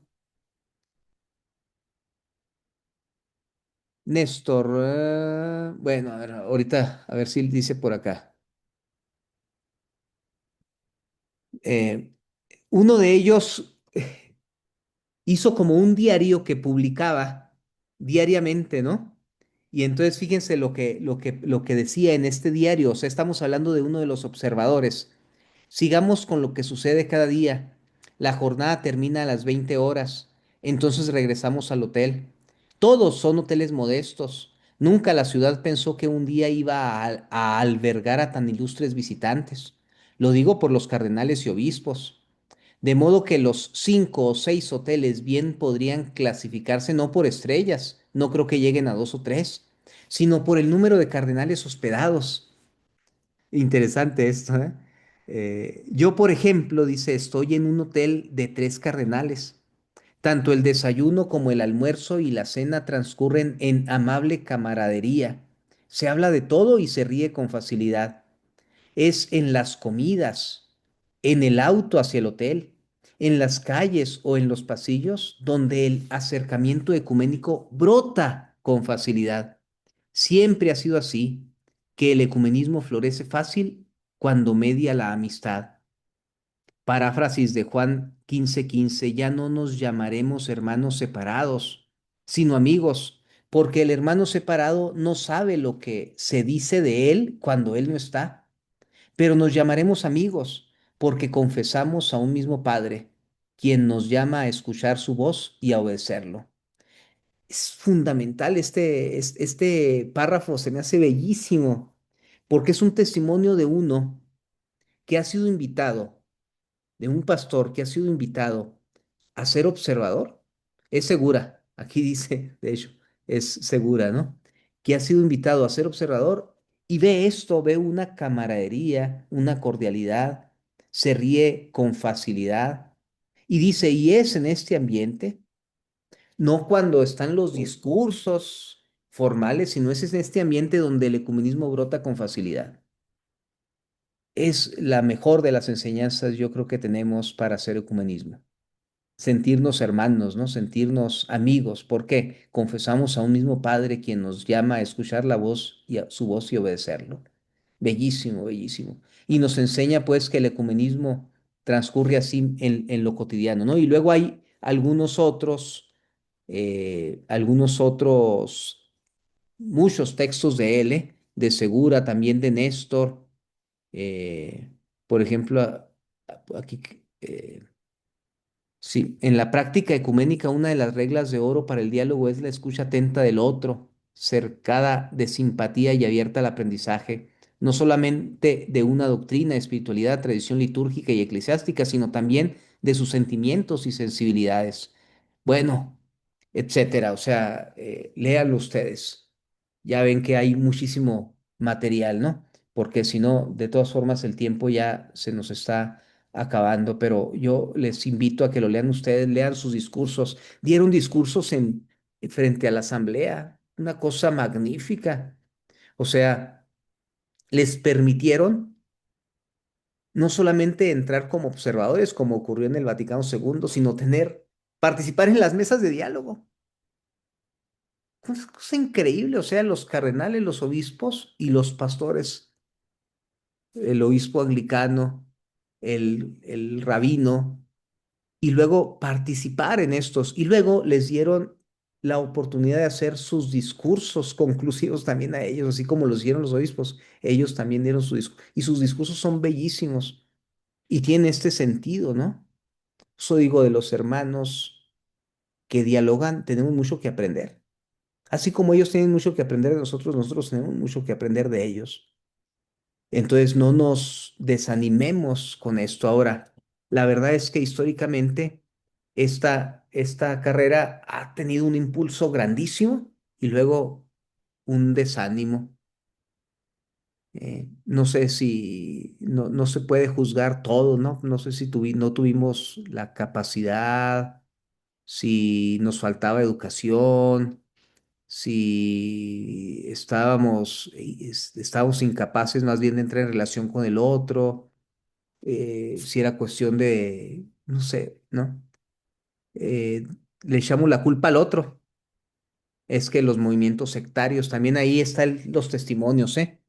Porque, por ejemplo, en Puebla la palabra ecumenismo se nombra unas 4 o 5 veces, creo. y la palabra sectas y movimientos libres más de 60. O sea, ¿qué es lo que está en el ánimo de los pastores en ese momento? ¿Me explico? Bueno, hay una diferencia de ánimo de cuando empieza de cuando termina el concilio a después. Y entonces en América Latina, justo por eso es una pregunta que ustedes hacían al inicio, como si el ecumenismo es una tarea prioritaria, así como la mencionan todos estos documentos y todos los últimos papas, ¿cómo es que no le ponemos tanta atención?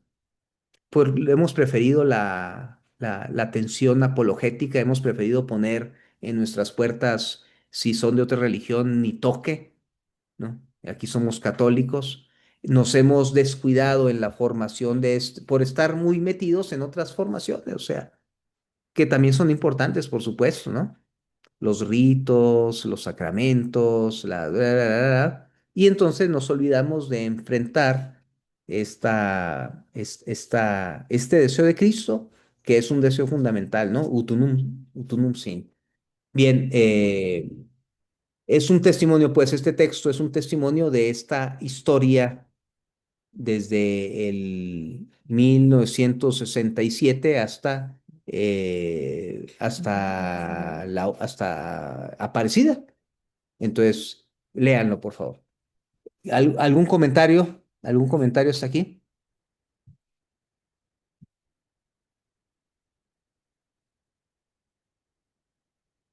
Voy a abrir el siguiente tema. Nos quedan 20 minutos. Si hay comentarios, me levantan la mano y me paro. Pero quiero abrir el siguiente tema y dejárselo mal abierto nada más para que lo piensen en la Semana Santa y provocarles conflictos en la Semana Santa, ¿no? Pero es el tema de la verdad, porque el tema de la verdad es uno de los temas fundamentales. Si uno es la unidad, el otro es la verdad. ¿Cómo se puede dialogar? O sea, para dialogar se tiene que considerar la cuestión de la verdad. Ahora quiero lanzar algunas ideas así un poco sueltas que después amarraré unas con otras de lo que es la verdad, ¿no? Entonces, eh, primero, una definición de verdad que seguramente estaremos muy de acuerdo o casi de acuerdo todos. Quizás algunos tengan alguna objeción, pero es la definición tradicional que nos dejó el medievo, Santo Tomás, que es nuestro máximo, ¿no? Y que seguimos, y que como es tan cercana a la experiencia, parece muy cierta, muy correcta, ¿no? Decía Santo Tomás que la verdad era la adequatio intellectus ad rei, y adequatio intellectus ad rei, que significa la adecuación del intelecto con la realidad, con la cosa. Quiere decir esto es muy fácil, o sea, cuando uno le dice a sus hijos, Hugo, lava los trastes, porque aquí estaba pasando, por eso dije el ejemplo, aquí estaba pasando el Huguito, lava los trastes y entonces me voy, regreso y regreso con el Huguito, ¿qué pasó, hijo? ¿Lavaste los trastes? Él me dice, sí, lavé los trastes. La forma de verificarlo es ir a ver el fregadero y si no están lavados, uno le dice mentiroso, ¿no? No me dijiste la verdad. O sea, adequatio intellectus ad rei es así de sencillo, es que lo que se dice tenga correspondencia con lo que está en la realidad. Oye, es una pared roja. Y dice, no, no, es rosa. Puede haber diferencias de interpretación, pero no me puede decir algo que esté contra la evidencia, ¿no? O sea, puede ser que sea daltónico, o sea, estas cosas se perdonan, pero lo importante es que que la verdad requiere un punto de verificación en la realidad. Esto quiere decir que la verdad está en la realidad, no me la invento yo. La verdad no depende de que yo la diga, de que yo la pronuncie, la verdad está en la realidad, ¿no? Ahora esto nos lleva a una primera definición de verdad anterior incluso a esta verdad, a esta definición que les he dicho de Santo Tomás. O sea, ya les he dicho, la verdad es adequatio intellectus ad rei. Esta definición es de la verdad lógica, verdad lógica.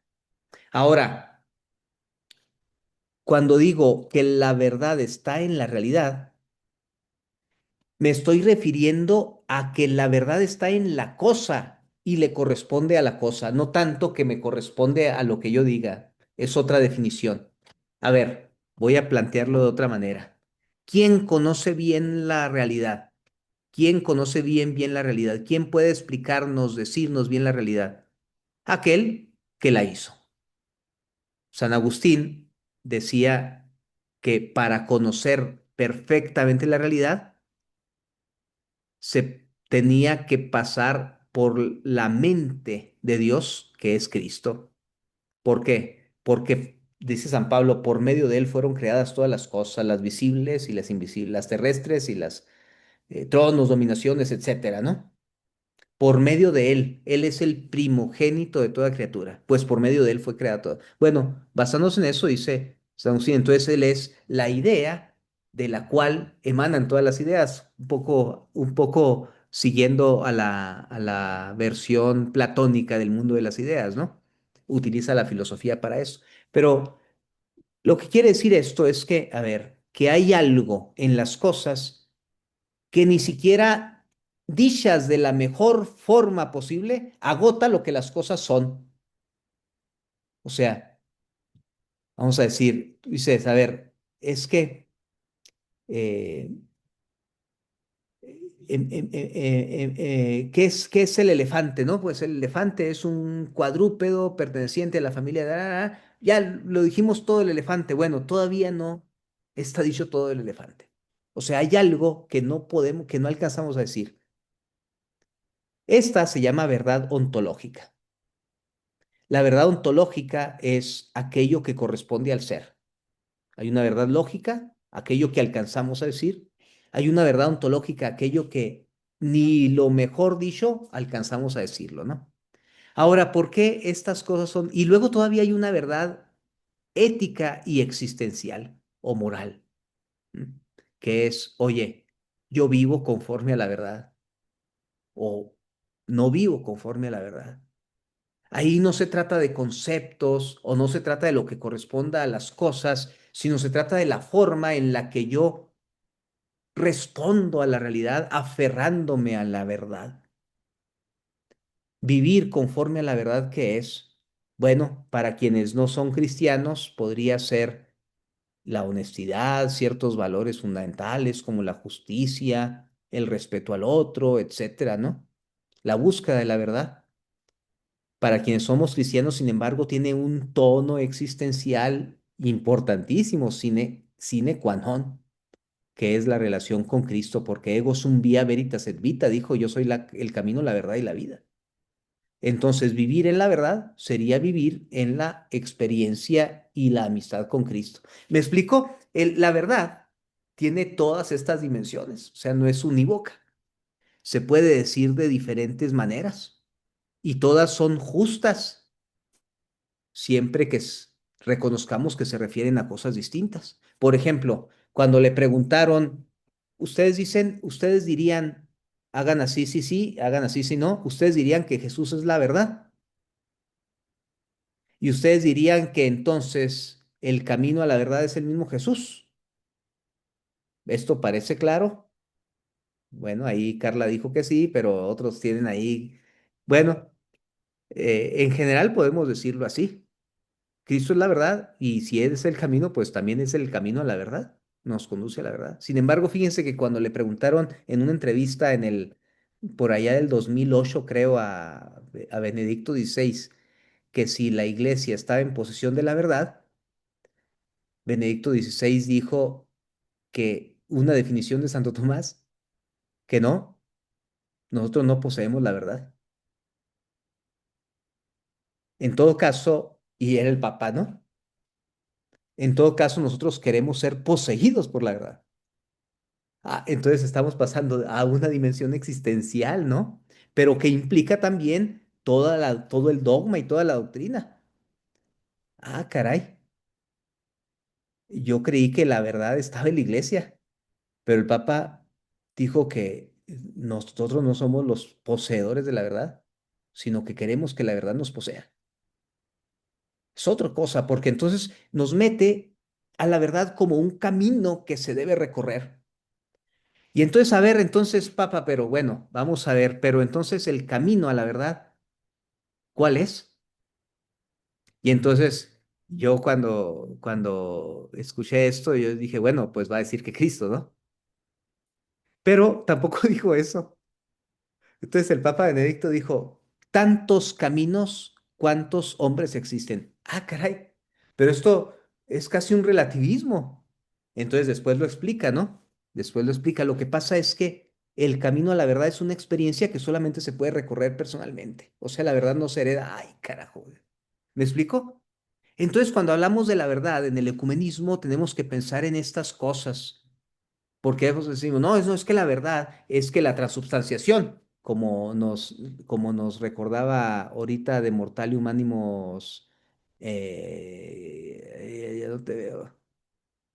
¿Quién nos recordaba? Ah, Sandra, ahí está Sandra, ¿no? Claro, esto es verdad, ¿eh? Por supuesto, pero hay algo distinto de eso, que es que queremos ser atrapados, empapados por todos lados por la verdad, caminar en la verdad. O sea, ahora, bien, ya con esto voy a estar terminando porque estoy dejando todo así, espero la próxima ya unir todo esto, ¿eh? Cuando hablamos de ecumenismo y nos aferramos a verdades, verdades, las pongo así entre comillas, porque a veces las verdades, si nos aferramos a ellas, y a veces las verdades, a veces aferrarnos a las verdades, nos quitan la posibilidad de entrar, de empaparnos de la verdad. Esta es la cosa.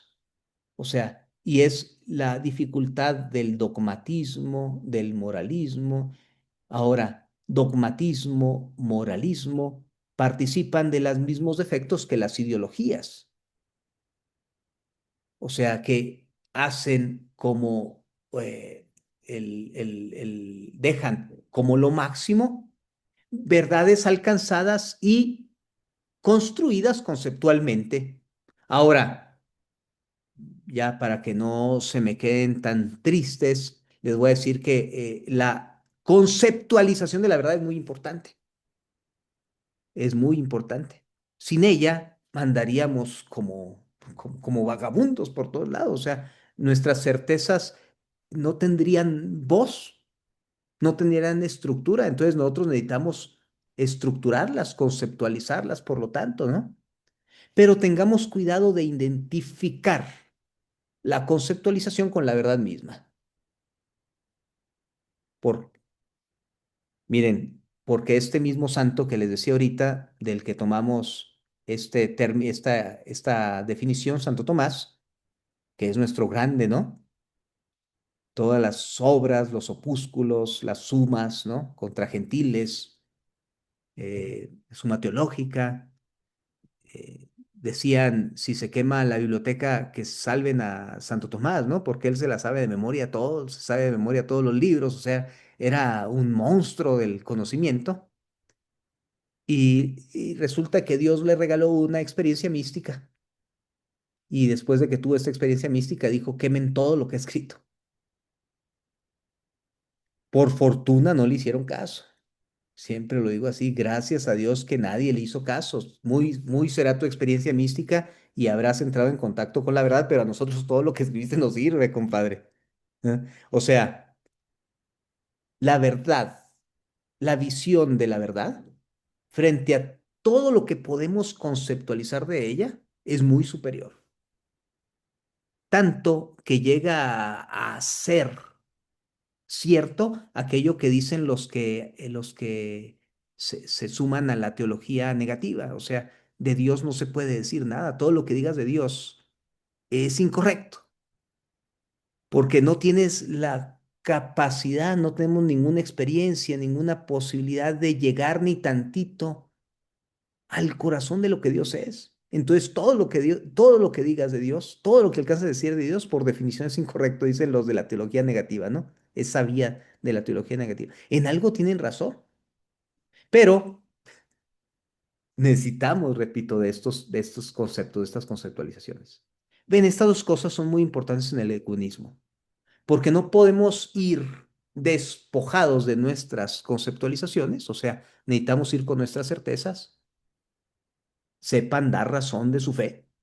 Estas certezas nos ayudan a dar razón de nuestra fe, o sea, nos ayudan a estructurar, pero caemos, incurrimos en error si identificamos todas estas certezas con la verdad final, o sea, aunque tenemos la revelación, podemos fiarnos de la revelación seguramente, también Santo Tomás la tenía, pero hay un punto en el que ni siquiera todo lo que nos es dicho, no por incapacidad del que lo dice, sino por incapacidad del recipiente en el que eso es recibido, eh, es posible captarlo, ¿no? También porque Dios no es concepto, ¿no? Dios, Santo Tomás decía, aquello que se recibe al modo del recipiente en el que se recibe. Todo lo que se recibe al modo del recipiente en el que se recibe. Bueno, nosotros somos recipientes que recibimos la cosa más grande, vasijas de barro, decía San Pablo, ¿no? Bueno, pues ahí está, justamente en esta imagen está la desproporción increíble entre lo que hemos recibido y el recipiente que contiene esto recibido. Es para asustarse y para agradecer, llorar y reír al mismo tiempo, ¿no? Bien, finalmente, última, última idea que vamos a retomar todas estas, la próxima. La definición de verdad dice adequatio intellectus ad rei, adecuación del intelecto con la cosa. Fíjense cómo uno dice que la verdad es adequatio intellectus ad conceptum, no es la adecuación con el concepto, sino con la realidad. Con esto les dejo, les deseo una útil, significativa, viva Semana Santa y una feliz Pascua. Nos damos el abrazo virtual en 15 días con el favor de Dios, ¿no? Y que tengan muy buena noche. Descansen. Gracias, hasta luego. Gracias, profesor. Gracias, buenas noches. Buenas Buenas noches a noches. todos. Buenas noches. Gracias. Les abro el foro, ¿eh? Para que puedan escribir y también les pongo el video. Gracias.